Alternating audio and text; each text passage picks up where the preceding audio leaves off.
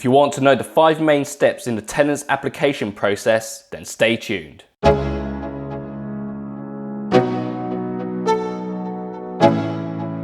5. What I'm about to share with you happens after your rental bid has been accepted by the estate agent or landlord. First, the estate agent will be responsible for drafting up the tenancy agreement, so make sure you get the rough timelines of when this will be completed. Whilst the document is being worked on, you'll be required to pay a tenancy deposit which will be refundable when the conditions of the tenancy agreement have been met. You should get the name of the government approved tenancy deposit scheme so you can follow through and make sure it's a legitimate scheme. 4. The application process also involves the estate agent completing the vetting and references process. You should have your UK driver's license, birth certificate, passport, ID cards, valid visa or a biometric residence permit to prove you have the right to rent. Have your payslips or bank statements ready so they can check your source of income and previous home address. And contact your references so they can be prepared for the check when the estate agents call. 3.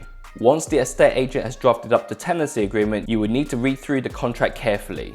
It will set out your responsibilities as a tenant, and if there's any questions you should ask for clarification. It will also set out the landlord's responsibilities to ensure they're providing habitable services to you.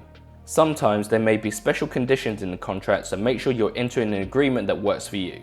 Next, please support the channel and get notified of more great videos by knocking on the like and subscribe button. Go on, smash those buttons. 2. A responsible landlord should have an inventory report set up via the estate agent at their cost.